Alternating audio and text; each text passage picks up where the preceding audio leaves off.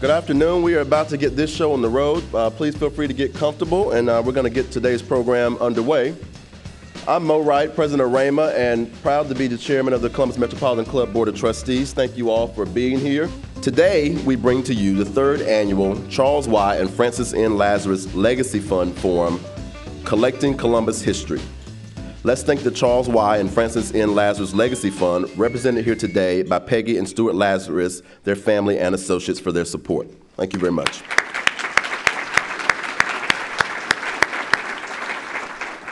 Today is also one of the forums in our series, The Best of Columbus, Neighborhoods That Define Us. Today's forum, entitled Poindexter Village's Legacy. We have several honorary founders who've underwritten today's event for the 40th anniversary: the Dispatch Printing Company, American Electric Power, and WBNS 10 TV. Our sponsors for today's forum specifically include Homeport, the Columbus Metropolitan Housing Authority, and our partners at the Columbus Historical Society. Please welcome all of them and thank them for their support.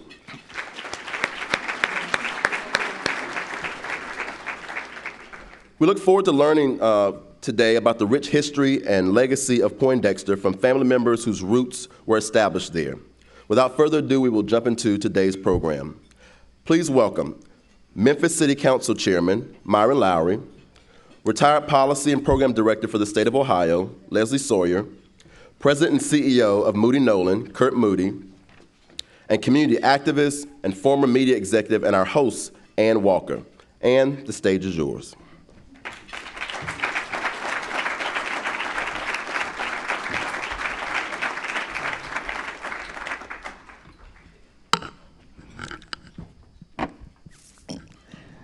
Really feels good to have a mic in my hand again.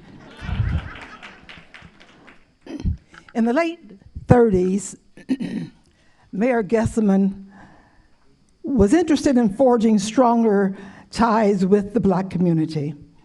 And one of the things that he thought would be very effective was to elect what I call a shadow cabinet. Now, you politicians out there may call it something else.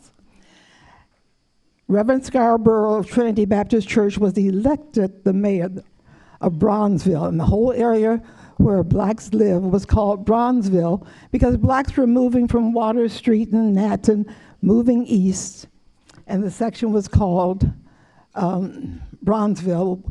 And Columbus was one of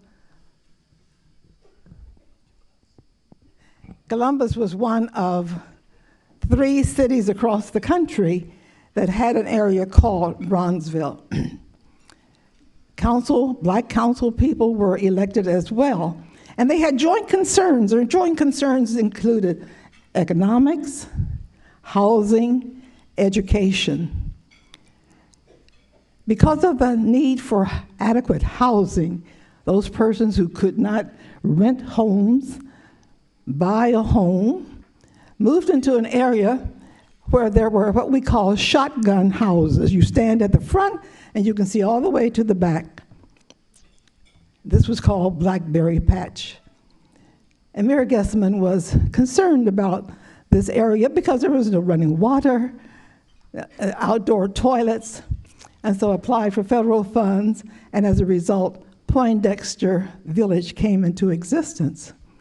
It was kind of fun to walk from where I lived across Beatty Park, through Blackberry Patch, past Champion, on my way to East High School. And then in October, President Roosevelt came and dedicated Poindexter. Our panel includes Myron Lowery, who lived in Poindexter, Leslie Sawyer Redmond, who went to school, to the preschool in Poindexter Village, and her father was the manager of Poindexter Village. And then on the economic side, Curt Moody, who is one of the contractors responsible for the rebuilding of Poindexter. We want to cover those three areas today: economics, education, and community. If you will start, Myron, and tell us what it was like living in Poindexter. a sense of community at Poindexter Village. Everyone knew everyone, and we were felt like family. What I did before I came here was I contacted a few of my friends. Charles Haynes, called him Tickle. And Tickle walked and saw me and said, Myron, you know, but he sent me an email just to remind me of the people that we knew that I had forgotten about. The corner store, Tootsie's, and the things that we did as a family growing up. Everyone had a sense of responsibility. And I told my brother I was coming, and he helped me do some research as well, and showed me a couple of videos of Poindexter, as well as a book, Beyond Poindexter Village, The Blackberry Patch. That's what it was called, The Blackberry Patch. And a good friend of mine, Yolanda Robinson, Yolanda, raise your hand, wrote this book, There is Magic in the Blackberry Patch, which is a complete history of Poindexter Village. And she has in this listing at the back, people who grew up and around Poindexter Village. I'm talking about NBA players, doctors, Dr. Sherrard, just people who were extremely successful because of the nurturing that we had all as one family. So those are some of the best times of my life. I remembered from 1955 to 1959. I had 3 brothers. There were 4 of us, single mother. My mother was an elevator operator at that big tall building down the street. You know the one that's been here forever. And she was a day person, but she was divorced, and we had to live in Poindexter Village. And that was heaven to us with the radiators. You know, we knew it wasn't the best, but we loved it. And that's where I had my nurturing and the foundation that made me where I am today. He is just an example of those who came out of that area, came out of Poindexter Village. And Leslie was fortunate in that her father was the manager of Poindexter, and she went to the preschool there. Leslie? Thank you, Ann. I too felt the nurturing that Myron was talking about as I attended Poindexter Preschool. I didn't realize at the time how helpful it would be to me later in my life, but we did receive as children a lot of nurturing there. I can remember my preschool teachers, Mrs. Lawrence and Mrs. Peters. I can even picture them. And I believe I got a great start educationally and just in my development as a human being. I remember every day my father taking me to preschool in Poindexter. In the building, the preschool was at one end and his offices were at the other end. And so he would drop me off, and it was a lot of fun for a little girl to not only be taken by her father, but know that he was there. That was very comforting. And the school itself was so warm, so it gave you such a sense of family. And I think that that's what everybody in that whole area experienced, all the children. Not all of them lived in Poindexter like I didn't, but you still received that sense of family and nurturing. I remember a funny story that I remember to this day. I always think about it. Because I ended up doing a lot career-wise in the areas of education and social work. And my father asked me one day on the way to school, he said, Leslie, what do you want to be when you grow up? And I said, a teacher or a social worker. I don't know how in preschool I even knew about social workers, but somehow, maybe through him. And he said, oh, well, that's admirable. Those are both very rewarding professions, but I have to tell you, you won't make a lot of money. So anyway, I did my own thing and did that anyway, but I just remember it with the utmost of fondness, and it was just a fun time for me. So you've heard how the housing then strengthened the connectional community, and along with that was the element of economics. The workers that you saw moving around Poindexter in those days were a minority. They were black. They represented the people who lived in that community. Since then, there has been a change, as you well know, and Curt Moody is a part of that new change. Curt? Thanks, Ann. And you're right, we're a part of it in that there's a number of entities. You know, we start off with the Housing Authority who provide the leadership, and then we move into McCormick Barron, who we are team with, and a host of other major players. The good thing was that earlier there was a series of community meetings that engaged the community on a community master plan that resulted in, what other things could be done, not just Poindexter, but what other economic issues could be brought to bear and how that could be worked together in order to have the biggest impact of the replanting of the acreage that was known as Poindexter. So our team and one of our tasks was to listen to that and to try to address as many of the community issues as we possibly could through the deliberation of facilities, first phase being the senior housing, which is currently completed, and then the other phases that are part of the choice grant, which are currently underway. Prior to your involvement currently, were you also involved in that win-win program, Curt, which spoke to the educational needs of Poindexter, those who lived in Poindexter? Well, we were on the fringe of that, but we were really listening to and kind of piggybacking on PACT, which was leading an effort in the overall redevelopment of the area, including education, not just what are we going to build, but what can be the result of a new community, and which would involve what happens to education, what happens to not just housing, but those other amenities, the retail that should come, the other kind of community services. So it was a comprehensive and has continued to be a comprehensive approach to the transformation of Poindexter. Has it led to a stronger middle school? Maybe you can also speak to this, Leslie. Has it led to a stronger middle school and a stronger high school? Because that spells a success, doesn't it, of whether or not a community survives if there isn't a strong educational program. And when I say strong, I'm talking about a strong administrator and strong teachers in each classroom.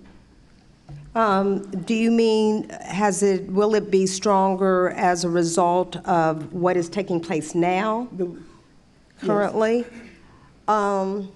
That's a difficult thing to say. I'm not really sure about that. I know that there have been a lot of problems in the past in the area, both in the community and in the schools. I know the total number of children going to school in the area to Champion, and then going on to East, which would be the natural transition point for high school, the number has greatly declined over the past many years. And so there's a lot of the high school dropout. And I'm hopeful that at some point that will do better. I'm not sure that it will as a result of what's taking place. I know that a lot of the kids, by being moved out of Poindexter, felt displaced. And I think that that's probably a difficult thing as far as families, especially we all know that children get used to being in one school, especially in middle school, which is very difficult, or what we used to call junior high school.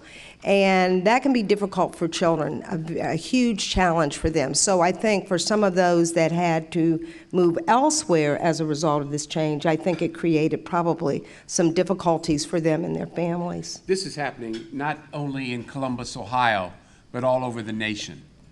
Our cities, our major cities are changing, and that's what we have to look at. While I can be nostalgic and talk about what it was like 50 years ago, kids today are not the same as they were 50 years ago. Parents are not the same. We have this influence of crime and drugs, and that changes a community. And you're right, Ann, the center of the community has always been the focal point of schools. Anytime a school's going to close, people say, there goes our community. But there needs to be more of a sense of community in neighborhoods, and there's not right now. As a legislator on the Memphis City Council, we had 6 Hope 6 grants. So we closed 6 public housing units. And when I went to Memphis, Ann, I went to Lemoyne-on College, which was in the ghetto, Right across the street from Lemoyne on College was Lemoyne Gardens. Looked exactly, Ray, like Poindexter Village. So I was right at home. And when the grants came to tear down Lemoyne Gardens, the people were in an uproar. Where are we going to move? They didn't want those Section 8 grants, but they were displaced. In its place, we had mixed units, housing, and right now there's a park. It's a wonderful community. And I've seen progress in Memphis because of this. But I've also sat through many community meetings, Curt, where people said, don't do it. I want to stay. They don't know until they move out and they see there's a different life, a better life, and some of them can come back. They didn't believe they'd be able to come back, but they were able to come back. So communities are changing, and that's what you have to look at. So as we look toward the future, do you think that that's going to happen here in Columbus? Those who were dispersed, that they will come back, that there will be students who will follow the feeder pattern into the middle school and thus into the high school? I think they have the opportunity, but many won't come back. Okay. Let's face it, when you get a professional job, what do you want to do? You want a bigger place. You want a bigger place with taller ceilings. You know the limitations of Poindexter Village and what the rooms were like. And when I was a kid, that was heaven. But as an adult, I don't know. I don't know. Now, I know the movement is to preserve part of the buildings, and I think that's good for a museum. You know, we need to have a video and an oral history and books similar to what Yolanda's done in that area so people can see how far we've come. Mary Lazarus, you've done a wonderful job with this group, but people need to see how far we've come in this community, in this city, in the nation. One of the challenges an architects face is that we're very we're visual from a standpoint of a lot of ideas we see even before it's on paper. We have an idea. We see things in our travels, in our work, elsewhere outside the community. And it's very difficult through drawings and renderings and models to share the true feeling of what we believe will happen in a community as far as a transformation. We know that there's a lot of angst from the community when we have meetings about we're going to change what you have. It's going to be better. When some have not seen that, they've seen some other areas that they don't see as good a community as they might have remembered. And so in planning, we work very, very hard to try to convey what that aspiration is, that visual aspiration will be, that it will be a better community and it's better when we have their input, not just an architect on our own just designing. It's better when we hear and we can respond to what are the concerns you have about this new community. And it could be something as simple as, you know, we really are afraid that at night the security, that we're parking behind our buildings, and that's a concern. It could be, okay, we need to open that up. We need to make sure that there is a more secure environment visually, because the first thing about security is what do you see, not what technology does. It's what you see. So it becomes part of our challenge to communicate that we know you're losing something, and we can save portions as well, but what we're going to bring you is going to be better for your generation and the next, and that's normally a challenge we face. If it does not include a collection, a memorabilia of the contributions that the Black community has made to the city of Columbus, if it does not include historical information that one can go into a building to look at, to read, to review, then how can it really be better, because so much is lost? And let me just state why I am saying this. How many of you sitting out there know that the first Black professor who taught at OSU Medical School was Dr. George Boston? How many of you know that the first pediatric surgeon, neurosurgeon at Children's Hospital was Dr. Earl Sherrod? who came out of Poindexter. Dr. Boston lived in Poindexter when he came out of service, because that's where a lot of retired service people lived while they were going to school. How many of you know that the Air Force had a black psychologist? How many of you know that Dr. Gilbert Lewis Dodley came out of Poindexter?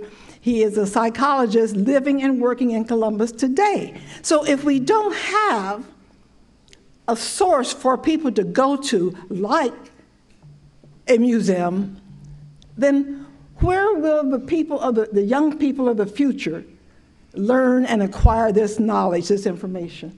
The good point, Ann, and that's why it needs to be preserved. You need to preserve your history. Never forget. How many of you know Dr. Jim Bishop from Ohio State University? My friend. Jim is here with his wife, Rudine, just retired.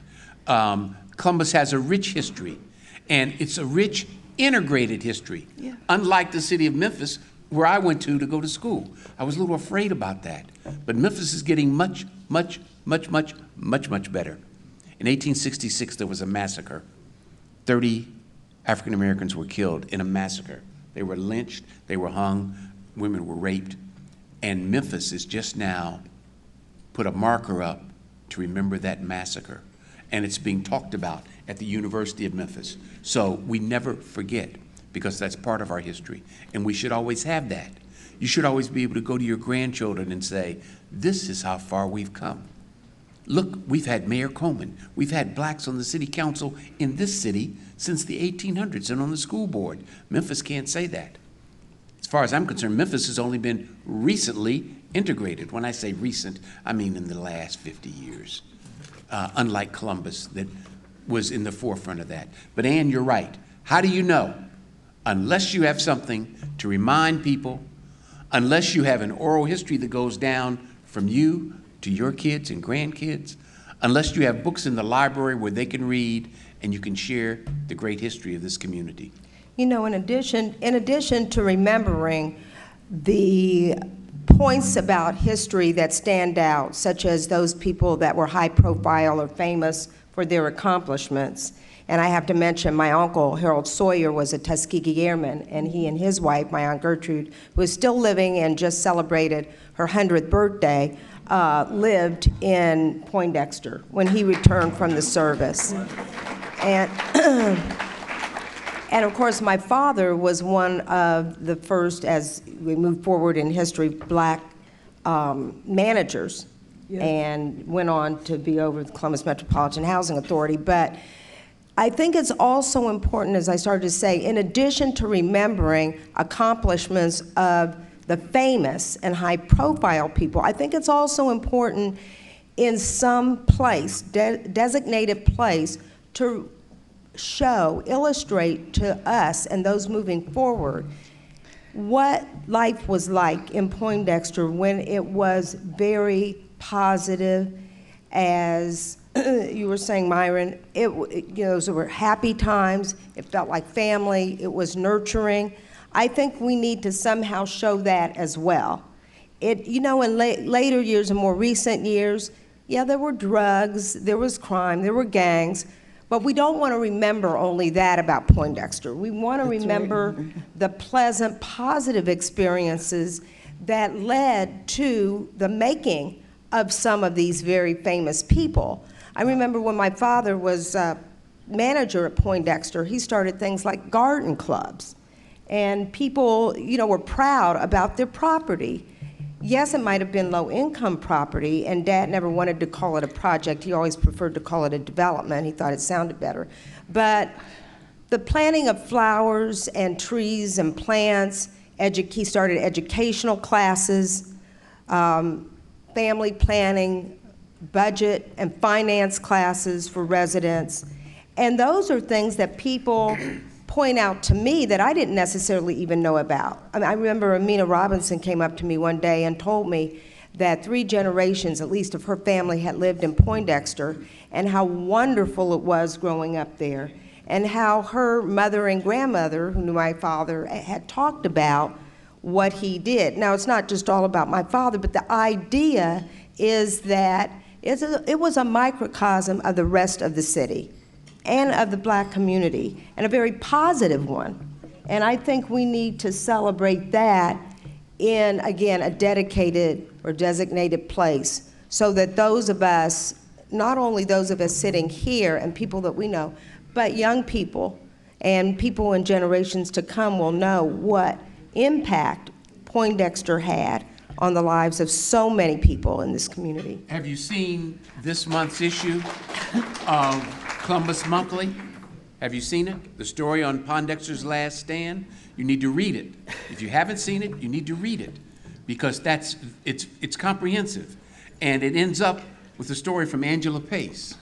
And she has a brick from Poindexter Village that she saved so she can talk to her children and relatives about the brick. A quick sidebar. My grandmother used to tell me stories about growing up in South Carolina, and there were stories I did not believe, how white folks ran the family away from South Carolina. Well, I started checking on my genealogy. I went down there and I saw a cornerstone of my grandmother's father's name and so forth, and it's now written up in the history books of Jonesville, South Carolina. Yeah. So that's what we all need to do. Have you written the history for your family? Because if you don't, where's it going to go? It's going to die with you. Nobody's going to remember it like you do. I put my grandmother on videotape, so I've got that for my great-grandchildren to look at.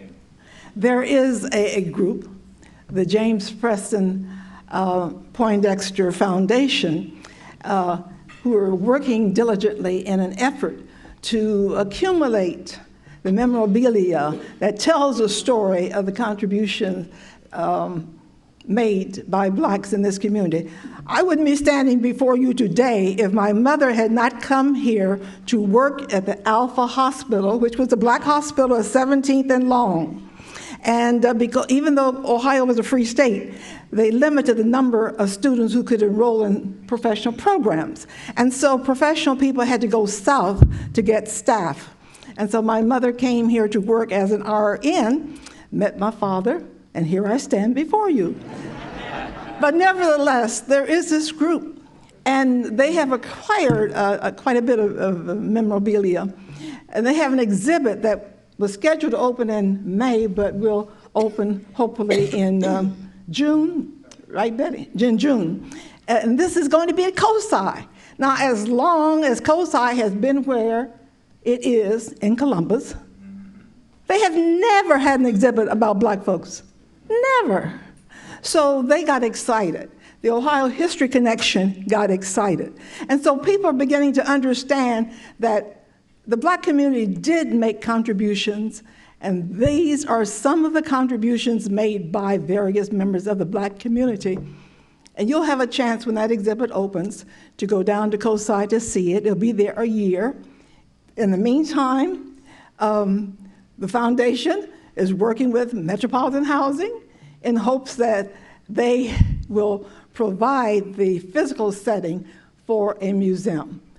As we begin to close, are there very short, succinct, to the point statements as we look to the future?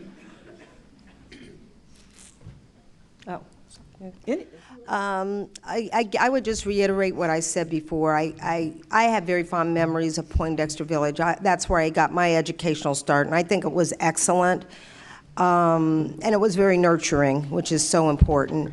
And I saw Poindexter as being a great place at one point in time to raise families. And I would like to, again, remember that in some kind of special way, a very dedicated way. And to those people that came out of Poindexter, not just those famous, but people, period, that experienced Poindexter, and it had an impact in their lives and the lives of the rest of the community. Ditto. Seriously, I think she said it. And if you take that home in terms of remembering your history, that's all you have to do. One of the things that is indicative of a successful redevelopment is that you embellish the history and that you don't forget it, that you don't just build new and replace everything that's old. There needs to be a connection. We do need to honor that original fabric in whatever way we can. And the comprehensive approach is, as you heard from Ann, it is how do you tie that not just to the people that know that area, but to the broader community? How do you do an outreach so that if indeed there is whether it's in an existing building that remains and it becomes a visitor center of some sort, that you tie it to the educational system in this state, and you have trips and you have educational seminars, you have things that don't forget the history because you're able to transfer that information to a broader group of people. And that is something that is still to be done and can be done as part of the overall redevelopment of Sawyer, of the Sawyer Tower area as well, and Poindexter. So it is, it's ongoing, and I think there is a great opportunity to pay tribute to the history of Poindexter. Does that mean that as part of the economic picture, that there will be some of us working to help rebuild quickly? We know, we've met Yes or with. no? Yes. Just before I do what I'm required to do, is Mrs. Betty Sawyer in the room? Betty, would you please stand up? Betty's husband was the second manager of Poindexter. The first manager was Jimmy Madison, who died in December 2013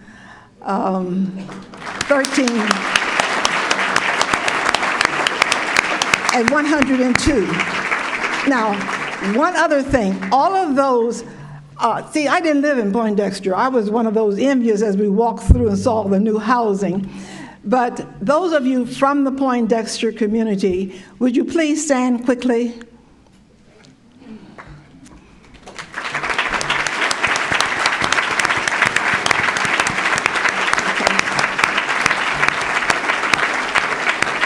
We want to thank you so much for being here, and we want you to know that we will continue to work to preserve the legacy, the values of Poindexter. At this time, we're going to move, in a few minutes, we'll move to audience questions. And it says here, but let me give you this final thought, and I've already given it to you. But it is CMC's tradition to take audience questions. Please state your name, ask your question, and we'll thank you in advance for keeping it short and not making long editorial statements. So those of you can move to the mic. If you have a question. Yes. I'd be happy to start. Hi, Andy Campbell. Thank you all for being here today. We hear the word community a lot, and times have changed tremendously, and we all have different things that we focus on, different politics, different religions, especially as we look to our historic neighborhoods here in Columbus. What are some things you think that we can make common denominators to build a neighborhood, to build a community, given the face of technology and all the things that are changing? Would you like to take a shot at that? Well, I like the idea of keeping those buildings that they're still there as a museum. I think that's wonderful. There's a national organization called History Makers. Some of you in here may be a member of History Makers. You should do your own Columbus, Ohio History Makers, and included as a part of that will be folks that grow up in the various communities in this city and the new communities that are being formed even today. I think also that we need to provide information to schools. Don't wait for them to come to us. I have been in, well, yeah, I was in the middle school, in a library, and there were no books. It's unbelievable. This is 2016.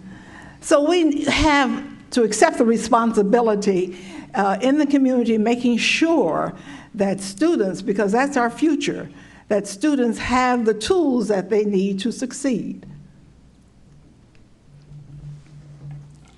Any other questions? If you have a question, you need to move to the mic quickly. This is Ray Moss. I went to high school with Ray Moss, a friend I haven't seen in many, many years. we graduated in 1964, 52 years ago. When Myron went to Lemoyne in Memphis, I went to Morehouse in Atlanta. Ray. I'm making sure.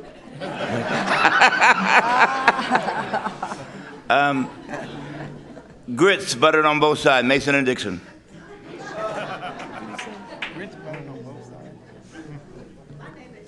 Robinson, I wrote the book, There's Magic in the Blackberry Patch. But I wrote it not just for Poindexter Village, but for the entire community. And I wanted to know about the history. Because the purpose of it is to have safe neighborhoods and neighborhood pride. When students understand the history of their neighborhood, they're seeing individuals in their own neighborhood who are active, and they can take that history, such as people like Myron Lowery and Charles Haynes and some of the other individuals from Poindexter Village. They can take that history that they learned in that neighborhood and take it to other neighborhoods. And I want to know that when we have that museum, are we going to connect it so that every neighborhood can see that Poindexter Village is, in fact, a model?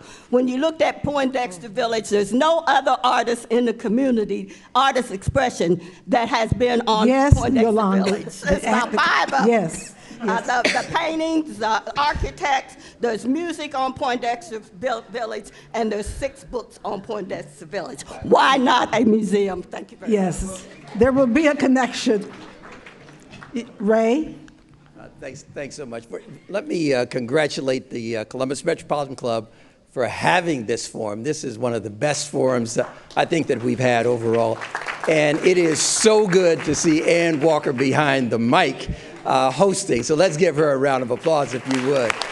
I want to pick up on something that Curt Moody said when he talked about amenities around the development that's taking place at Poindexter. Yes, ma'am? Your question. Yes, it's coming.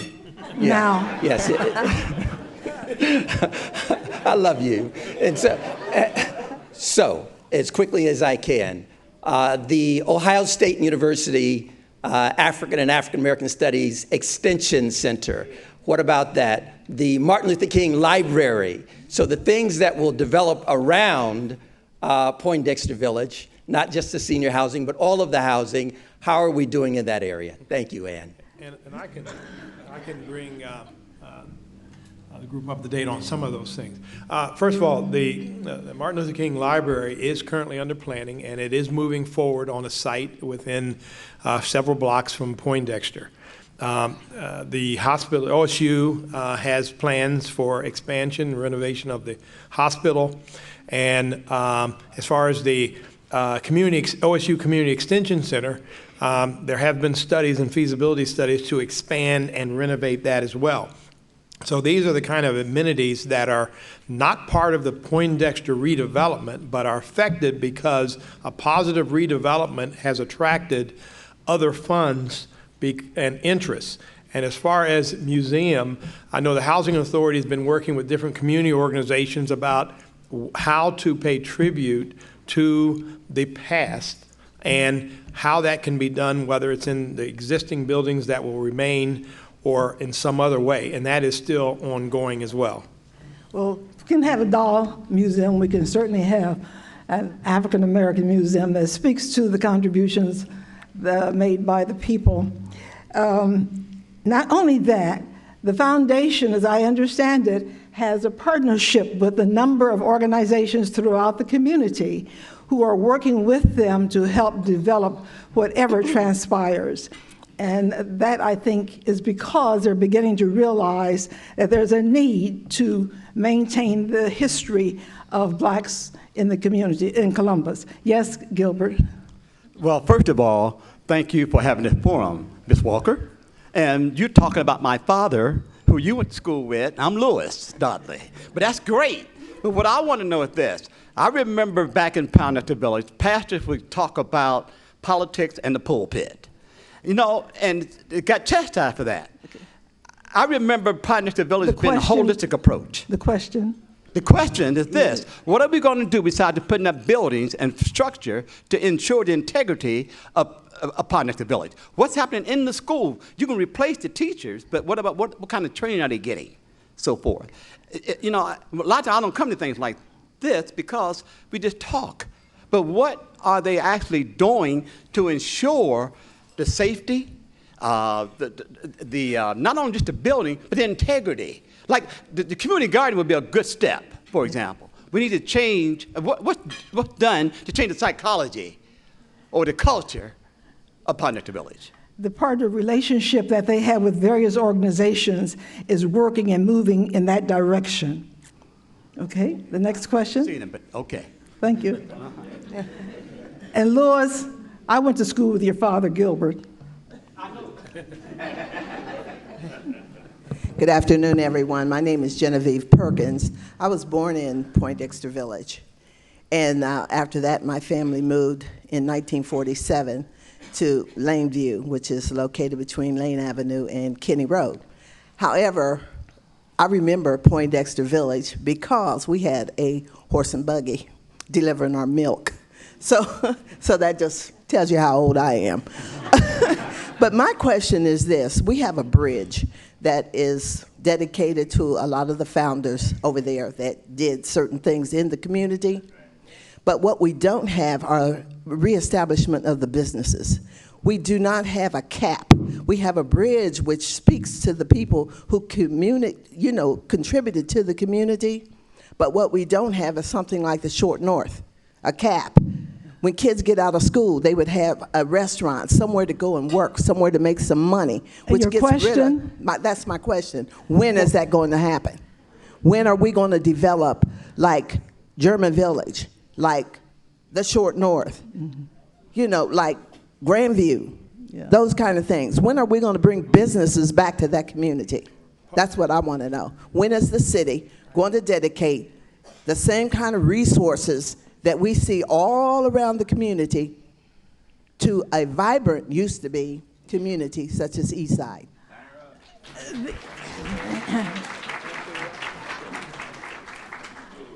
While I may not have all the answers, the very fact that there is this partnership I keep referring to is a step in that direction, because German Village did not just develop into what it is today. It started very small, and they developed partnerships with various organizations that saw the wisdom of developing German Village into what it is today.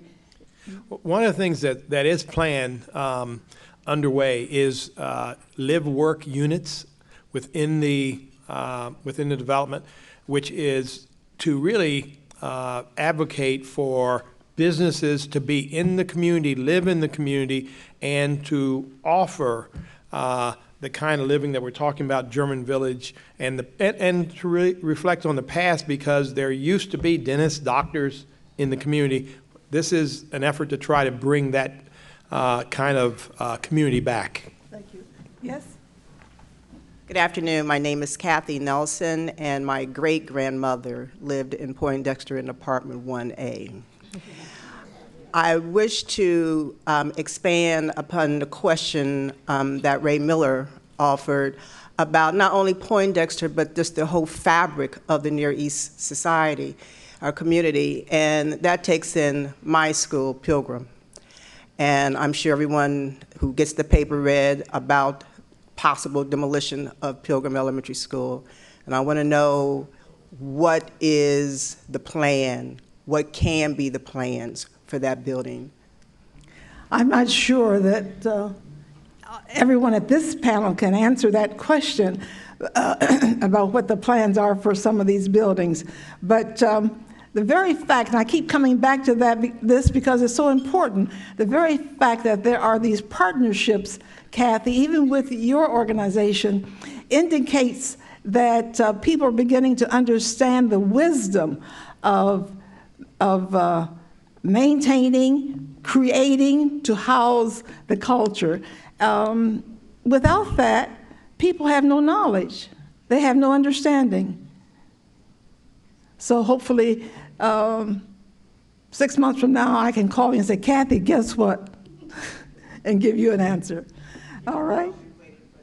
Thank you. Okay, next, quickly. Hi, I'm Jeff Lefevre, the Executive Director of the Columbus Historical Society. I just want to make a little more information available to everybody about this exhibit that's being produced. We will be opening on June 5th. It will be hosted by the Columbus Historical Society, done in partnership with the Columbus Metropolitan Housing Authority. We've been working for, what, a year and a half now on this exhibit with the James Preston Poindexter Foundation, with OSU, with PACT, with members of CMHA. They provided some wonderful artwork for the exhibit. With Columbus Metropolitan Art Museum, we have some Amina Robinson pieces that will be in it. We will be opening on Sunday, June 5th.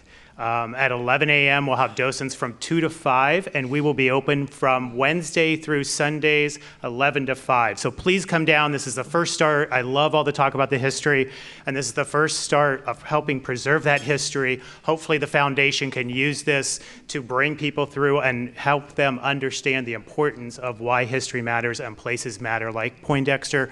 And we are also bringing in artifacts from the Ohio History Connection as another partner. So it should be a great exhibit. Come down and see it. It will be open for the duration of a year through May next year. Thank you. Thank you. We have just 2 more questions quickly. Trudy. Good afternoon. This is just a point of information for a lot of the questions that were asked today. I am Trudy Bartley. I am Executive Director of PACT, which is Partners Achieving Community Transformation. And we, as Ann has said, are responsible for the blueprint for community investment on the Near East Side.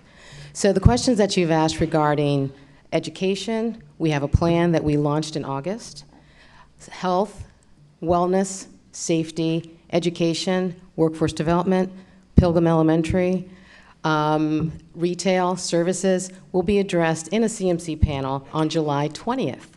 So please do attend, but I just wanted to be able to tell you that there will be a forum to address those questions and to really present to you what PACT has done over the past 5 years. Thank you. Thank you.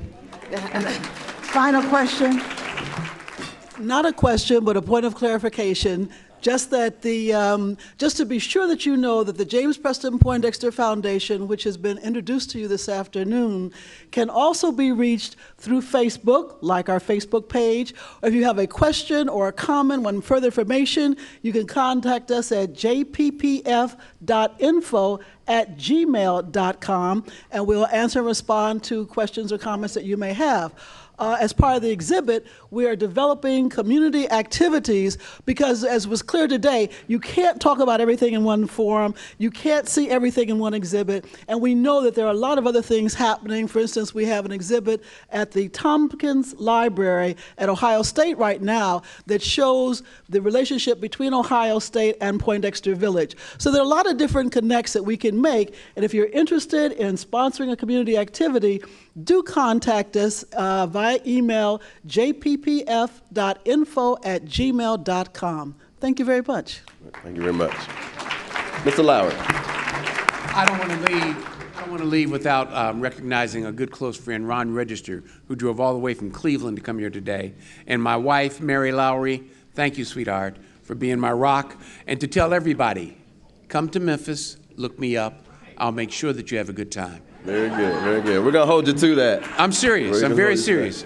I'm in the book. I'm reachable. I've got tickets to some venues, Civil Rights Museum, Graceland. Look me up, Myron Lowery, AOL.com. And I love the way you stayed out of trouble there. Let's thank this panel again. Ann Walker, Myron Lowery, Curt Moody, and Leslie Sawyer. Thank you so much for being here. Let me just say, we need to be having conversations more like this. I thank all of you for being here, and certainly to this panel. Thank you so much. Let me also thank today's sponsors, the Charles and Francis Lazarus Legacy Fund, the Dispatch Media Group, American Electric Power, WBNS 10 TV, Homeport, and our friends at the Columbus Metropolitan Housing Authority, along with our partners today, the Columbus Historical Society.